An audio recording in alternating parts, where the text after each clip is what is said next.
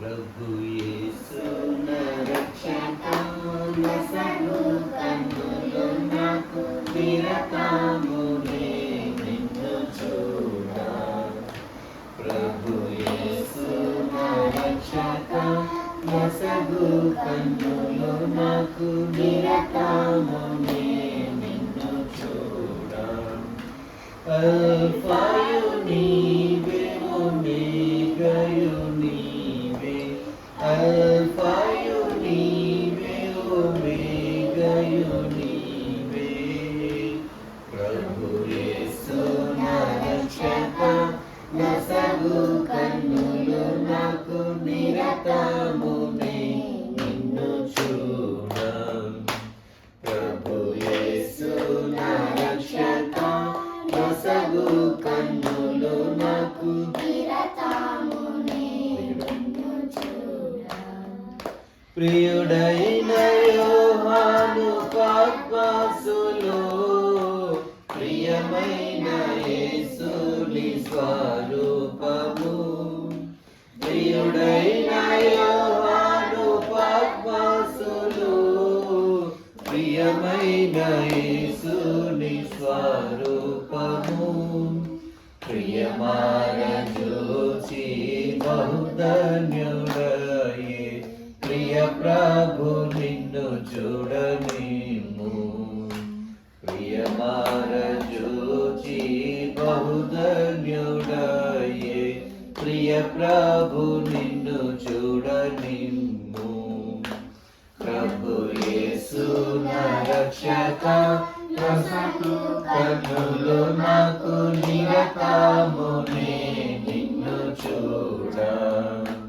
ప్రభు యేసు నా రక్షక నసగు కన్నులు నాకు నిరతమునే నిన్ను చూడ. ఎందరిసుని వైపు చూచెదరో కొందెదరు వెల్గు ముఖమునా. ఎందరిసుని వైపు చూచెదరో కొందెదరు వెల్గు ముఖమునా. సంధియంబులేక సంతోషించుచు ముందుకు పరుగెత్తెదరు. సంధియంబులేక సంతోషించుచు ముందుకు పరుగెత్తెదరు. ప్రభు యేసు నా రక్షక నసగు కన్నులు నాకు నిరతమునే నిన్ను చూడ. ప్రభు యేసు నా రక్షక నసగు కన్నులు నాకు నిరతమునే నిన్ను చూడ. లోక భోగాలపై నా నేత్రాలు సోకకుండునట్టు కృప చూపుము. లోక భోగాలపై నా నేత్రాలు సోకకుండునట్లు కృప చూపుము. నీ మహిమ దివ్య స్వరూపమును నింగార నన్ను చూడనిమ్ము. నీ మహిమ దివ్య స్వరూపమును నింగార నన్ను చూడనిమ్ము. ప్రభు యేసు నా రక్షక నసగు కన్నులు నాకు నిరతమునే నిన్ను చూడ. ప్రభు యేసు నా రక్షక నసగు కన్నులు నాకు నిరతమునే నిన్ను చూడ. అల్ఫాయు నీవే ఒమేగాయు నీవే, అల్ఫాయు నీవే ఒమేగాయు నీవే. ప్రభు యేసు నా రక్షక నసగు కన్నులు నాకు నిరతమునే నిన్ను చూడ. ప్రభు యేసు నా రక్షక నసగు కన్నులు నాకు నిరతము నిన్ను చూడ.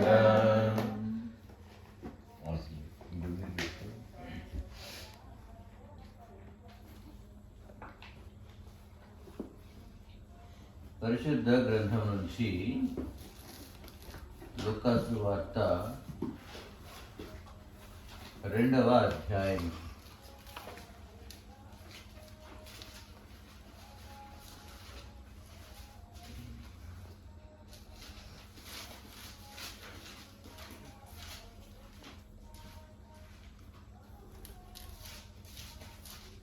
లూకాసు వార్త 2వ అధ్యాయము, పేజ్ నెంబర్ 52, చివరి నుంచి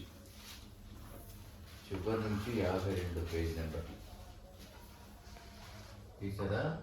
దీంట్లో ఫోన్లో కావాలి అందులో దానిలో ఉండేది లేదంటే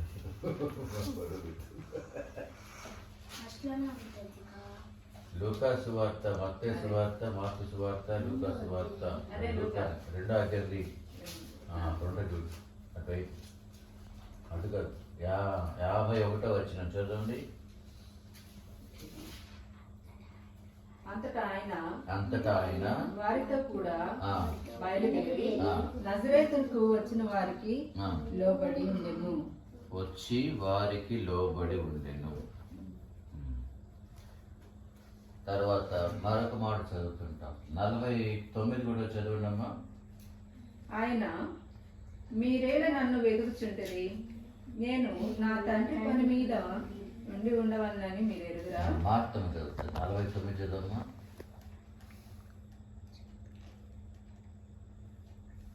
ఆయన దానికి మరి చదువు.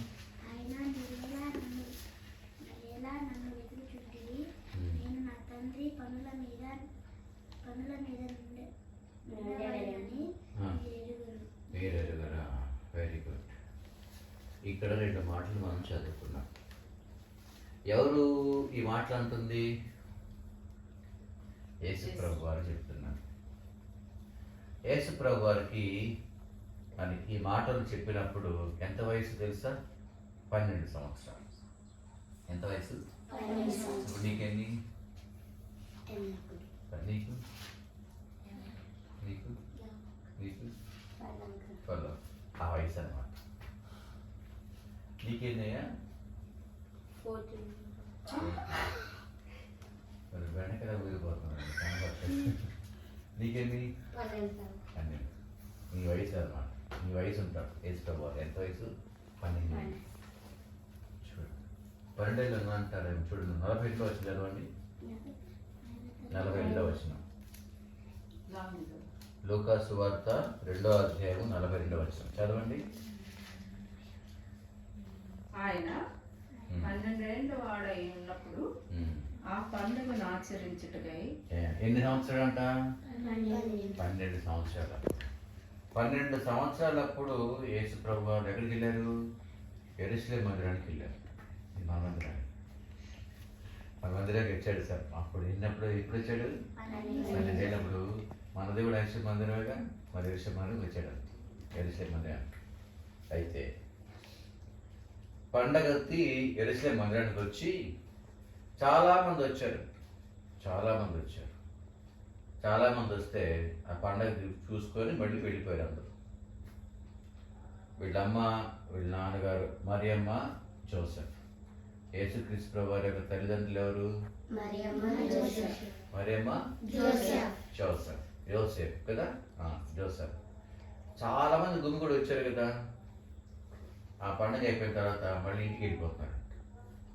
ఇంటికి వెళ్ళిపోతుంటే కొంత దూరం వెళ్ళిపోయిన తర్వాత ఏసై వాళ్ళకి కనబడట్లేదు అంట. ఏం కనబడట్లేదు? ఏసై కనబడట్లేదు అంటే అటు ఇటు చూసాడు. ఎక్కడ కనబడట్లేదు అంట. చాలా దూరం వెళ్ళిపోయారు. కొత్తపాలు కూడా దాటిపోయారు. 2 కూడా దాకా వెళ్ళిపోయారు. ఏసై కనబడట్లా. వారు ఏమైపోయాడు అంటే అటు ఇటు 2 పరుగు ఇల్లు వాళ్ళు ఇల్లు ఎత్తికారంట. వాళ్ళు తెలిసిన ఇల్లు అటు వచ్చి కొత్తపాలెం వాళ్ళు ఇల్లు ఎత్తికారంట. అబ్బాయి వచ్చి రాలేదు. ఎక్కడికి వెళ్ళాడా చూస్తుంటే మళ్ళీ ఇక్కడికి వచ్చారు. ఎక్కడికి వచ్చారు? ఎరుసలేం మందిరానికి వస్తే అక్కడ ఉన్నాడు. ఏం చేస్తాడు తెలుసా? అక్కడున్న దైవజనులు ఉంటారు కదా, పెద్ద పెద్దవాళ్ళు, వాళ్ళతోటి మాట్లాడుతూ ఉన్నాడంట. బైబిల్లోని సంగతులు మాట్లాడుతున్నాడంట. సంగతులు మాట్లాడుతుంటే వాళ్ళు ఆశ్చర్యపోతున్నారంట. నువ్వు ఇంత చిన్నపిల్లవాడివి, బైబిల్లో సంగతులు నీకు ఎలా తెలిసినవి అని వాళ్ళు ఆశ్చర్యపోతున్నారంట. అంటే ప్రభుని అడిగారు వాళ్ళ నాన్నగారు వచ్చి, అమ్మగారు వచ్చి, ఎందుకయ్యా ఇక్కడ ఉన్నావు, రావచ్చు కదా మాతో పాటు, ఎందుకు ఆగిపోయాను అంటే, నేను రాను మీతోటి, నేను ఇక్కడే ఉంటాను, అసలు నేను ఎందుకు వచ్చాను తెలుసా అంటాడంట. చదువు నా మాట ఇప్పుడు. ఎన్నో వచనం అది? 48 చదవండి. 49 చదవండి. 48 చదవండి. ఆయన తల్లిదండ్రులు ఆయనను చూచి మిక్కిలి ఆశ్చర్యపడిరి. ఆయన తల్లి, కుమారుడా, మమ్మను ఎందుకు ఇలాగ చేసితివి? ఇదిగో నీ తండ్రియు నేను దుఃఖపడుచు నిన్ను వెతుకుచుంటివని ఆయనతో చెప్పగా, ఏమంటున్నాడు ఆయన ఇప్పుడు? మీరేలా నన్ను వెతుకుచుంటిరి? నేను నా తండ్రి పనుల మీద ఉండవలనని మీరెరుగరా అంటున్నాడు. ఎన్ని సంవత్సరాల వయసులో ఈ మాట అంటున్నాడు? 12 ఏళ్ల వయసులో ఈ మాట అంటున్నాడు. ఏం మాట్లాడుతున్నాడు? నన్ను ఎందుకు మీరు వెతుకుతున్నారమ్మా? నేను వచ్చింది ఎందుకో తెలుసా? ఈ పని చేయడానికి, దేవుని పని చేయడానికి వచ్చాను నేను. నా గురించి మీరు కష్టపడబాకండి, బాధపడబాకండి. నేను వచ్చింది దేనికి? నా దేవుని పని చేయడానికి. అంటే అంత చిన్న వయసులోనే దేవునికి, యేసు ప్రభు వారికి దేవుని మీద అంత ప్రేమ, తండ్రి అయిన దేవుని మీద అంత ప్రేమ ఉంది. తండ్రి ఏం చెప్పి పంపించాడంటే, తండ్రి గురించి బయలుపరచడానికి, దేవుని పని చేయడానికి యేసు ప్రభు వారికి ఎంతో ఇష్టమై ఉంది. దేవుని పని చేయాలి, దేవుని మాటని ప్రకటించాలి, దేవుని గురించి అందరికీ చెప్పాలి, తండ్రి గారికి అందరికీ చెప్పాలి అని ఆయన ఉత్సాహం వస్తూ ఉందన్నమాట. ఏ సంవత్సరం వయసులో? మీ వయసులో. మీకుందా మరి అట్లా? లేదు కదా. మనకి అంతా కూడా మాదిరి ఎవరుట? యేసయ్య. యేసయ్య మనకి మాదిరి. అర్థమైందా? ఆయన చిన్నప్పుడు ఏం చేశాడు? దేవుని పని చేశాడు. ఇంటికి వెళ్ళకుండా ఏం చేశాడు? మందిరానికి వచ్చాడు, మందిరం పని చేస్తాడు, మందిరం వాళ్ళతో మాట్లాడతాడు, వాక్యాన్ని ప్రకటించుకుంటున్నాడు. చూడండి ఏమంటాడు ఇక్కడ ఏమంటాడంటే, తర్వాత 52 చదవండి. జ్ఞానమందును వయస్సునందును దేవుని దయ అందును మనుషుల దయ అందును వర్ధిల్లుచు ఉండెను. 51 కూడా చదవండి అమ్మా. ఇప్పుడు మనం భాగానికి వద్దాం.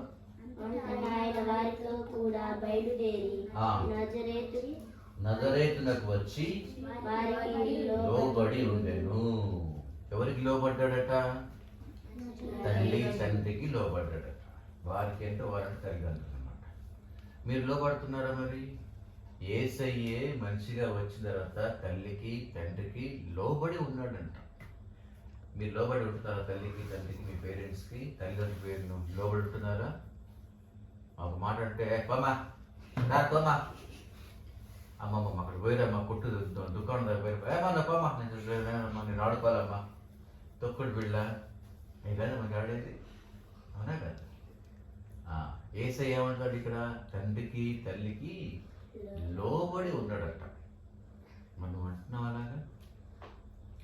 యేసయ్య మనకు చూపించే మాదిరి ఏంటి? ఆయన దేవుడు కదా, మరి దేవుడు అయింది కూడా తల్లిదండ్రికి వాళ్ళకి ఏమైపోయాడట? లోబడి ఉన్నాడట. కోప్పడ్డాడని ఉందా? కొట్టాడు తిట్టాడని ఉందా? ఎప్పమ్మ అన్నాడని ఉందా? ఏమన్నాడట? లోబడి ఉన్నాడట. బాలుడు నడవవలసిన త్రోవను వారికి నడిపించుడి, పెద్దవాడైనప్పుడు వాడు అందులోంచి తొలగిపోడు అని ఉంటుంది వాక్యం కదా, సామెతల గ్రంథాల్లో. మరి లోబడి ఉంటున్నామా మనము అంటే లోబడి ఉండట్లేదు. ఉన్నావా? ఉండట్లా. ఏమాత్రం మనం ఉండట్లా.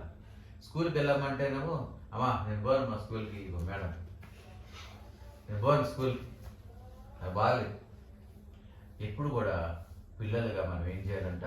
తల్లిదండ్రులకు లోబడి ఉండాలి. పెద్దవాళ్ళు మనకి మంచి చెప్తారు కానీ చెడు చెప్తారా? చెప్పరు కదా. కాబట్టి లోబడి ఉండాలి. ఏసై లోబడి ఉన్నాడా లేడా? మనం కూడా ఏం చేయాలి? లోబడి ఉండాలి. అమ్మ నాన్న అరవకూడదు, తిట్టకూడదు, కోపగించకూడదు, విసిగించుకోకూడదు, చెదరించకూడదు, తృణీకరించకూడదు. ఏం చెప్పినా కానీ సరేనమ్మా, సరే నాన్న, చేస్తా నాన్న అని చెప్పి ఆ పని చేయాలి. నోరుంది కదా అని మనం ఏం చేస్తాం? మనము ఇష్టం వచ్చేట్టు మాట్లాడతాం. మరి అమ్మని నాన్నని అట్లా తిట్టచ్చా? ఇష్టం వచ్చే మాట్లాడచ్చా? మాట్లాడకూడదు. దేవుడు ఏం చేసి ప్రభు ఏం చేశాడు? చిన్నప్పుడు లోబడి ఉన్నాడు. మనం కూడా ఏం చేయాలి? లోబడి ఉండాలి. తర్వాత యేసు జ్ఞానమందు వయస్సునందు దేవుని దయందును మనుషుల దయందును వర్ధిల్లుచు ఉండెను. మనం కూడా ఇలాగే వర్ధిల్లాలి. ఎప్పుడైతే నువ్వు లోబడి ఉంటావో నీకు జ్ఞానం వస్తుంది. భయభక్తులు కలిగి ఉంటావో నీకు జ్ఞానం వస్తుంది. సామెతల గ్రంథంలో ఒక మాట అంటాడు కదా, భయభక్తులు కలిగి ఉండుటే జ్ఞానమునకు మూలము అంటాడు. తల్లి తండ్రికి మనం ఎప్పుడైతే లోబడి ఉంటామో మనకేమొస్తుందట? జ్ఞానం వస్తుంది. ఏ జ్ఞానం వస్తుంది? ఆత్మీయ జ్ఞానం వస్తుంది, భౌతికమైన జ్ఞానం వస్తుంది, చదువులో కూడా జ్ఞానం వస్తుంది. దేవుడు ఇచ్చేస్తాడు. ఎందుకు? నువ్వు లోబడి ఉన్నావు కాబట్టి. అర్థమైందా? ఆ రీతిగా మనం ఏమై ఉండాలి? లోబడి ఉండాలి. అప్పుడు మనకి జ్ఞానం వస్తుంది. తర్వాత మనుషుల దయ అందును దేవుని దయ అందును. ఎప్పుడైతే నువ్వు లోబడి ఉంటావో, ఎప్పుడైతే నువ్వు దేవుడు తండ్రికి, అన్నకి, తమ్ముడికి, అక్కకి, చెల్లికి లోబడి ఉంటావో అప్పుడు దేవుని దయ నీకు వస్తుంది. అమ్మో, ఈ సంజన వాళ్ళ నాన్నంటే మరి భయము, అమ్మ అంటే భయము, అన్నంటే భయము, అక్క అంటే భయము, చాలా మంచిగా భయభక్తులతో విధేయత కలిగి ఉంటుంది. అందుకని అప్పుడు దేవుడు ఏం చేస్తాడట? దయ చూపిస్తాడంట. జ్ఞానం ఇచ్చాడు కదా ఆల్రెడీ, దయ కూడా చూపిస్తాడట. తర్వాత దేవుడు కూడా నీ మీద జాలి కలుగుద్ది. అమ్మ ఈ పిల్లలు చాలా మంచిగా ఉన్నారని దేవునికి ఏం చేస్తాడు? జాలి కలుగుద్ది. అమ్మ నా బిడ్డలే అనుకుంటాడు అన్నమాట. తరువాత మనుషుల దయందును కూడా, అమ్మో అప్పుడు మనిషి కూడా ఏమనుకుంటారట? ఈ అమ్మాయి చాలా మంచిదిరా, ఏం మాట్లాడరా, ఏంటనే ఊరుకుంటుందిరా, చాలా వాళ్ళ అమ్మ బట్టి ఏ పని చెప్పి చేస్తుంది, వాళ్ళ నాన్న ఏ పని చేయడం చేస్తుంది, వాళ్ళ నాన్న సహాయం చేస్తుంది, వాళ్ళ అమ్మకు సహాయం చేస్తుంది, ఈ అబ్బాయి చాలా మంచివాడురా అని మనుషులు కూడా నీ అందు ఏం చేస్తారట? దయ కలిగి ఉంటాడు, జాలి కలిగి ఉంటాడు, ప్రేమ కలిగి ఉంటారట. అర్థమైందా? ఎప్పుడు ఇవన్నీ ఎప్పుడు వస్తాయి మనకి? లోబడి ఉన్నాడు. నీకు జ్ఞానం వస్తుంది, దేవుడు నీకు జ్ఞానం ఇస్తాడు, మరి దేవుడు నీ మీద దయ చూపిస్తాడు. అది చూసి మనుషులు కూడా దయ చూపిస్తారు. అప్పుడు వర్ధిల్లుట నీకు కలుగుతుంది. అంటే నీకు అభివృద్ధి కలుగుతుంది, ఆశీర్వాదం వస్తుంది. అర్థమవుతుందా? ఇవన్నీ మీకు కావాలా వద్దా? వద్దనుకున్న వాళ్ళు చేతులు ఎత్తండి, కావాలనుకున్న చేతులు ఎత్తండి. ఇవన్నీ కావాలి. జ్ఞానం కావాలంటే, చదువులో జ్ఞానం కావాలంటే, జ్ఞానం కావాలంటే, దేవుని దయ కావాలంటే, మనుషుల దయ కావాలంటే, ఈ జీవితము నువ్వు చిన్నప్పుడే నువ్వు ఒక అలా మొగ్గుగా పువ్వుగా విస్తరించబడాలంటే ఏం కావాలి? ముందు నీకు జ్ఞానం. ఇవన్నీ కాబట్టి ఏం కావాలి? ఫస్ట్ ఏం చేయాలి? నువ్వు లోబడి ఉండాలి. ఉంటావా? మరి ఈ రాత్రి కాల సమయంలో ప్రభు మనతో మాట్లాడే మాట ఏంటంటే, నీవు నేను మనందరం కూడా అందరికీ లోబడి ఉండాలి. లోబడి ఉంటామా? మరి కొన్ని సందర్భాలు మేము ఏం చేస్తాం? మనం ఇప్పుడు మీరు కారు ఎక్కితే ఎంతమంది చిదిరించుకుంటారు, చేపలు బాగా చేస్తారు. అవునా కదా? నేను కూర్చున్నామా అమ్మ చిట్టి అయితే మరి ఏదేదో మాట్లాడుతూ ఉంటాం. అవునా కదా? అటువంటి మాటలు మనం మాట్లాడకూడదు. చిన్నప్పటి నుంచి ఇలాగ పెరిగామంటే పెద్దకి మనకి మంచి భవిష్యత్తు వస్తుంది. మంచి భవిష్యత్తు కావాలా వద్దా? కావాలి. కాబట్టి మనం ఏం చేయాలి? ఇప్పుడు మనము లోబడి ఉండాలి. అందరికీ లోబడి ఉండాలి. అమ్మకి, నాన్నకి, అన్నకి, తమ్ముడికి, చెల్లికి, అక్కకి, అంకుల్కి, ఆంటీకి, దేవునికి, అందరికి ఏం చేయాలి? మనము లోబడి ఉండాలి. ఎక్కువ తక్కువ మాట్లాడకూడదు. సరేనా? ఈ రాత్రి కాలసారి మనం ఏం నేర్చుకున్నాము? లోబడి నేర్చుకున్నాం. దాన్నే బైబిల్ పరిభాష అంటాము విధేయత అంటాం. ఏమంటాం? మనందరం ఎలా ఉండాలట? విధేయత కలిగి ఉండాలి, లోబడి ఉండాలి. ఓకేనా? అప్పుడు మనకి ఇవన్నీ వస్తాయి. ఇవన్నీ వద్దా? కావాలా? కావాలైతే అందరూ ప్రార్థన చేసుకున్నాం. ఒక 2 నిమిషాలు మీరు ప్రార్థన చేయండి. ప్రభువా, ప్రభువా, లోబడి ఉండమని చెప్పావు ప్రభువా, మీరే లోబడి ఉన్నారయ్యా. తల్లిదండ్రులు లోబడి ఉన్నారు. మీకు జ్ఞానము, మన దేవుని దయ, మనుషుల దయ మీకు అందరికీ కలిగినట్టుగా మాకు కూడా ఆ లోబడి ఉండే మనస్సు మాకు కూడా రావాలి ప్రభువా. మేము కూడా ఇన్ని రోజులు మా అమ్మని నాన్నని ఎంతో చీదరించుకున్నాము, విసర్జించాము, కోపగించుకున్నాము, తిట్టాము. మిమ్మల్ని క్షమించు ప్రభువా. ఇక నుంచి మేము ఆ పనులు చేయము. మేము లోబడి ఉంటాము, టీచర్లకి లోబడి ఉంటాము, పెద్దలకి లోబడి ఉంటాము, అన్నకి లోబడి ఉంటాము అని ఒక 2 నిమిషాలు మీరే ప్రార్థన చేయండి గట్టిగా. ఇక నుంచి మేము గట్టిగా మాట్లాడమయ్యా, అందరికి లోబడి ఉంటామయ్యా అని మమ్మల్ని క్షమించు అని అడిగి ప్రార్థించేయండి. బిగ్గరగా ప్రతి ఒక్కరు కూడా ప్రార్థించేయండి. నాకు వినపడుతుందా? నాకే వినపడుతుంది. మరి ఏసైకి ఏమి వినపడుతుంది ఆ మాటలు?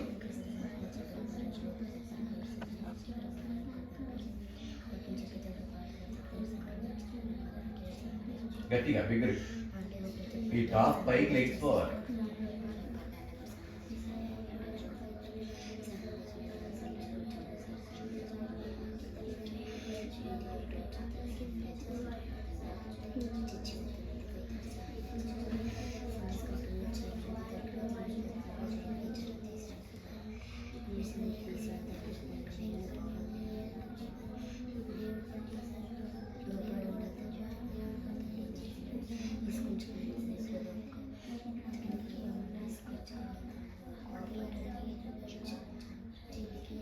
ఏసయ్యా లోబడి ఉండమని చెప్పారయ్యా. అందరూ ఏసయ్యా లోబడి ఉన్నారయ్యా మీరు.